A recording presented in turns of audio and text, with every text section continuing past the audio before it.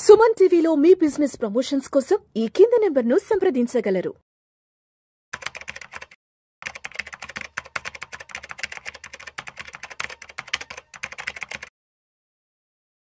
Sir నమస్తే sir. నమస్తే సత్యనారాయణ గారు, welcome to Vishnu talks. Thank you. So Satyanarayana గారు, ఇప్పుడు లాస్ట్ 6 months నుంచి మార్కెట్ బాగా ఫాల్ లో ఉంది కాబట్టి ఈ టైంలో చాలా మంది మార్కెట్ లో ఎంట్రీ అయ్యి ఆపర్చునిటీ తీసుకోవాలని ఆలోచిస్తారు. అవును. అంటే కొంతమంది ఏమో మార్కెట్ పడిపోతుందన్న పానిక్ లో ఉంటారు. ఇంకొంతమంది ఎలా ఉంటారు అంటే, ఇన్వెస్ట్ చేద్దామని, అరే మార్కెట్ పడిపోతుంది కదా, వాల్యూ అన్ని డిస్కౌంట్ లో ఉన్నాయి కదా, ఈ టైంలో మనం ఎంటర్ కాగలిగితే బాగుంటుందని ఇంకొంతమంది ఆలోచిస్తారు. కాబట్టి సో ఇప్పుడు బాగా డిస్కౌంట్ ప్రైస్ లో ఉన్నాయి కాబట్టి ఇటు ఈ టైంలో ఏమైనా మల్టీ బ్యాగర్ స్టాక్స్ ని ఐడెంటిఫై చేయడానికి ఏదైనా పాసిబిలిటీ ఉంటుందా?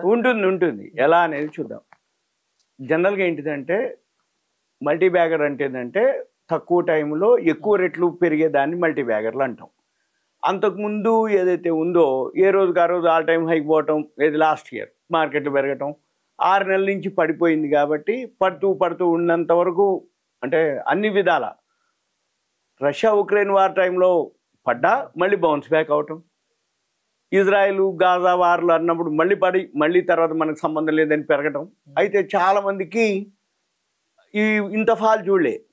కరోనా ఉన్న వాళ్ళు ఓకే, కరోనా తర్వాత ఎంటర్ అయిన వాళ్ళు ఫాల్ని చూడలే. కరోనా ముందు వాళ్ళకి ఎక్స్పీరియన్స్ ఉంటుంది. కరోనా కంటే అంటే ఎప్పటి నుంచో ఉన్న వాళ్ళు షేర్ మార్కెట్లో ఉన్న వాళ్ళకి ఇవన్నీ కామన్. అంటే ఏంది, ఒడిదుడుకులు ఏవైతే ఉన్నాయో ఏదో ఒక ఈవెంట్ తోటో ఏదో ఒక న్యూస్ తోటో ఎలక్షన్స్ టైంలోనో లేకపోతే ఎక్కడో ఒక దాంతో మార్కెట్లో అప్ అండ్ డౌన్లు అనేది సహజం, మళ్ళీ పెరుగుతాయిలే అనేది ఓకే. ఇప్పుడు మనం డిస్కస్ చేసేది ఏదైతే ఉందో ఒక అక్టోబర్ నుంచి సెప్టెంబర్లో ఆల్ టైమ్ హైక్ పోయిన తర్వాత అక్టోబర్, నవంబర్, డిసెంబర్ ఒక 6 నెలల నుంచి కంటిన్యూగా పట్టడం, మధ్యలో ఏదో లాస్ట్ మంత్ మార్చిలో ఒక 6-7 రోజులు పెరగటం, మళ్ళీ పెరిగింది కంటే పడేది ఎక్కువైపోయింది. మళ్ళీ ఇప్పుడు న్యూ ఫైనాన్షియల్ ఇయర్ April 1 ఈ రోజు కూడా ఉంది. ఎందుకు అంటే 2వ తారీఖు ఆ ట్రంప్ న్యూస్ తోటి. ఇక మనం గమనించాల్సింది ఏమిటి అంటే మల్టీ బ్యాగర్లు ఎలా గుర్తుపట్టాలి. అయితే జనరల్గా షేర్ మార్కెట్లో అప్ అండ్ డౌన్లు, డిమాండ్ సప్లై మార్కెట్లో అంటే వేరే వాటితోటి అంటే వరల్డ్ మార్కెట్లని, యుఎస్ మార్కెట్లు, యూరోప్ మార్కెట్లు, ఏషియన్ మార్కెట్లు, చైనా మార్కెట్లు, ఎఫ్ఐఐలు, ఎంటర్, ఎగ్జిట్ వీటన్నిటితోటి షేర్లు పెరుగుదల తగ్గుదల ఉంటుంది. కానీ రియల్గా జరిగేది ఏంటిది అంటే ఏదైతే కంపెనీ ఉందో దాని పనితనము వాళ్ళు ఏదైతే చేస్తున్నారా లేదా. ఉదాహరణకి ఇప్పుడు ఎల్ఎన్టీ ఉంది. ఎల్ఎన్టీ ఎక్కడ మెట్రో కట్టాలన్నా ఎల్ఎన్టీనే కట్టాలి. ఎల్ఎన్టీ కట్టాలంటే ఒక హైదరాబాద్లోనే ఒక మెట్రో స్టార్ట్ అయింది అంటే ఏండ్లు పడుతుంది. కానీ దానికి ఒక ఆర్డర్ బుక్ అని ఉంటుంది. ఇప్పుడు సపోజ్ హైదరాబాద్లోనే మొన్న గవర్నమెంట్ ఫామ్ చేయడం అంటే ఏంది, మియాపూర్ నుంచి మన పటాన్ చెరు వరకు మెట్రో ఇటువైపు అంటే ఏంది, వెస్ట్ ఇటు సౌత్కి అంటే ఎయిర్పోర్ట్ వరకు, ఓల్డ్ సిటీ నుంచి మళ్ళీ ఇటు నార్త్ వైపు ఇట్లా అనేది మన యాదగిరిగుట్ట అని ఇట్లా ఎక్కడెక్కడికి మెట్రోలు పెంచుకుంటూ పోతారు. అంటే ఇది మన రాష్ట్రం, మన హైదరాబాద్ కాదు. ఇప్పుడు ఆంధ్రప్రదేశ్ వాళ్ళు ఉన్నారు, వాళ్ళు కూడా ఆల్రెడీ మేము మెట్రో ఇక్కడి నుంచి ఇక్కడికి వేస్తాం అని వాళ్ళు అంటున్నారు. అలా ప్రతి స్టేటు మెట్రో వేయాలి అంటే ఎల్ఎన్టీ వాళ్ళే వేయాలి ఆర్డర్. అంటే ఎల్ఎన్టీ ఆర్డర్ బుక్ ఎంత ఉండాలి తెలుసా, అన్ని 5-6 జీరోస్లో ఉంది అది. అంటే మనం ఫిగర్లు చెప్పట్లేదు ఇప్పుడు, ఓన్లీ మన పని ఏంటిది అంటే ఎవరైతే ఈ వీడియో చూస్తున్నారో వాళ్ళు ఏం చేయాలంటే సింపుల్గా ఆర్డర్ బుక్ అని ఒకటి కాలం పెట్టుకొని ఏ కంపెనీలకి అన్నిటికీ ఇప్పుడు సపోజ్ మొన్న బడ్జెట్లో ఏదైతే కేటాయింపులు జరిగినాయి, డిఫెన్స్ అని, రియల్ ఎస్టేట్ అని, national highway authority of India అని, సోలార్ పవర్లని, సూర్యగర్ అని, హర్గల్ మన నీళ్లు ఏవైతే ఉంటాయో వాటికని, ఇలా ఏవైతే స్కీమ్స్ ఉన్నాయో 50,96,000 కోట్ల రూపాయల బడ్జెట్ జరిగింది సెంట్రల్ బడ్జెట్. ఆ సెంట్రల్ బడ్జెట్లో ఏవైతే కేటాయింపులు జరిగినాయో ఆ కేటాయింపులకు సంబంధించి ఆర్డర్స్ ఏవైతే ఉన్నాయో అవన్నీ అప్లికబులే. అంటే అవన్నీ గవర్నమెంట్ ఏం చేస్తుంది, ఆ కంపెనీలకు ఆర్డర్స్ ఇస్తుంది.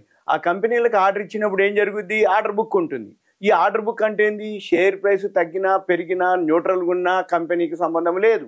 కంపెనీ పని చేయాల్సిందే, కంపెనీ ఆర్డర్ బుక్, కంపెనీ వాళ్ళు వాళ్ళ పని వాళ్ళు చేయాలి. అంటే ఏంది, షేర్ ప్రైస్ పడంగానే ఆ షేర్ అయిపోయినట్టు కాదు, షేర్ పెరిగితేనే అది వాల్యూ ఉన్నట్టు కాదు. కంపెనీ యొక్క ఆర్డర్ బుక్ని కనుక మనము మీరు ఫైండ్ అవుట్ చేసి చాలా ఉన్నాయి, నెంబర్ ఆఫ్ కంపెనీస్ ఉన్నాయి. ఏది హైయెస్ట్ ఆర్డర్ బుక్లో మార్కెట్ క్యాపిటలైజేషన్ కంటే కూడా కొన్ని అంటే 10-5 రెట్లలో అంటే సపోజ్ ఇప్పుడు 1 లక్ష మార్కెట్ క్యాపిటలైజేషన్ అనుకోండి ఒక చిన్న కంపెనీకి, దానికి 2 లక్షలు 3 లక్షల కోట్ల రూపాయల ఆర్డర్ బుక్ ఉంది. అంటే మొత్తం కంపెనీనే 1 లక్ష ఉంటే మార్కెట్ క్యాపిటలైజేషను, దానికంటే 2-3 రెట్లు ఆర్డర్ బుక్ ఉన్నాయి అంటే అది పని చేయాలి కదా. మరి పని చేయడానికి ఏండ్లు పడుతుంది. మరి ఏండ్ల వరకు మార్కెట్ ఇట్లనే ఉంటుందా? ఉండదు. మళ్ళీ ఎప్పుడో బౌన్స్ బ్యాక్ అవుతుంది. ఆ బౌన్స్ బ్యాక్ అయినప్పుడే మార్కెట్లు ఆ షేర్ ప్రైసు అమాంతం పెరుగుతాయి. అవి మల్టీ బ్యాగర్లు అంటారు. మీకు సింపుల్ అనమాట. చాలామంది కొద్దిమంది ఉంటారు ఏమీ లేని వాళ్ళు. మీకు సింపుల్ లైవ్ చెప్తున్నా. మా చుట్టాల అమ్మాయి ఒక అమ్మాయి ఉంది.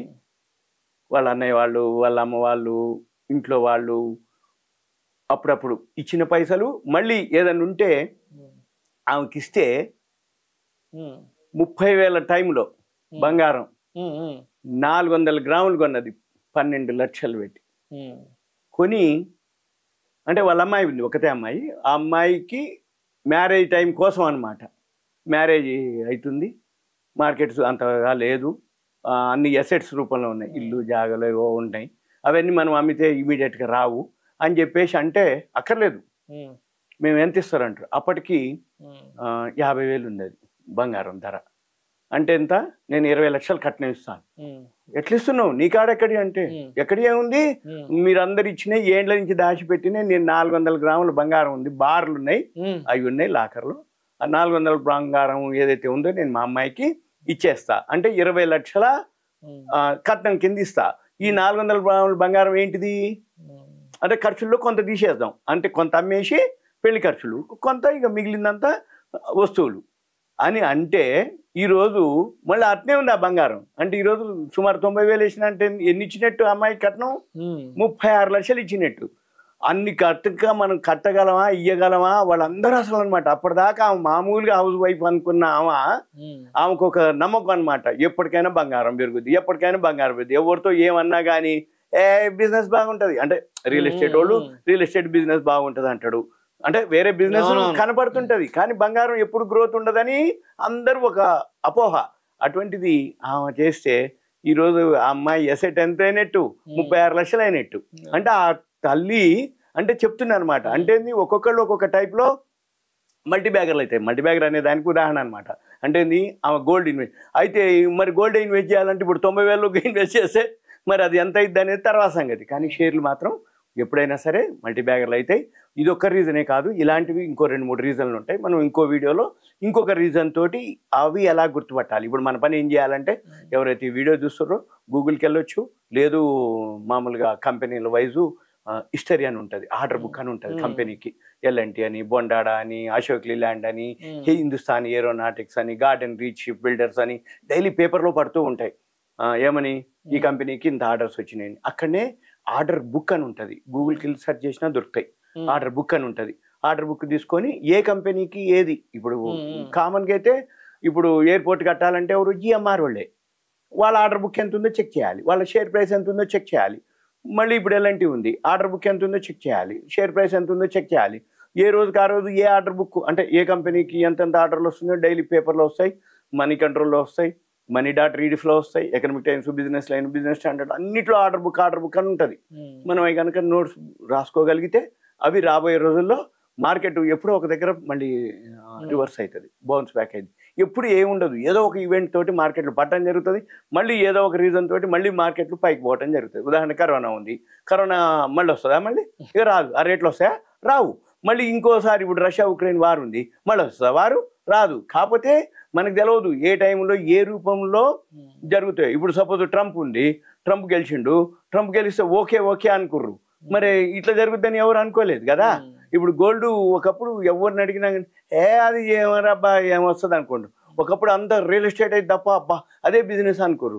మరి రియల్ ఎస్టేట్ ఇప్పుడు సుమారు ఒక 1.5 అంటే మనకి పోయింది. అంటే స్తబ్దత అనుకోండి, మైనస్ అనుకోండి, ఇన్వెస్ట్ చేసిన వాళ్ళు వడ్డీలు కట్టలేక అనుకోండి, లేకపోతే బిజినెస్ చేద్దాం అనుకున్న వాళ్ళు మార్కెట్ లేక అప్ అండ్ డౌన్లు అవ్వటం, ఇంకో బిజినెస్ చేయడానికి ధైర్యం సరిపోక, ఇవన్నీ ఎప్పుడు ఏదో ఒకటి ఏం జరుగుద్దో తెలియదు. కాకపోతే మనం గుర్తుపట్టి ఇన్వెస్ట్ చేసి లాంగ్ టర్మ్లో ఉంటే ఈ మల్టీ బ్యాగర్లు ఈజీగా దొరుకుతాయి. ఇదే మనం ఫస్ట్ ఏం చేయాలంటే ఆర్డర్ బుక్ ఒకటి కాదు. ఇంకా మీకు ఏదన్నా డౌట్స్ ఉంటే అదే గూగుల్ సెర్చ్ చేస్తే దొరుకుతాయి. Thank you sir. Okay, thank you.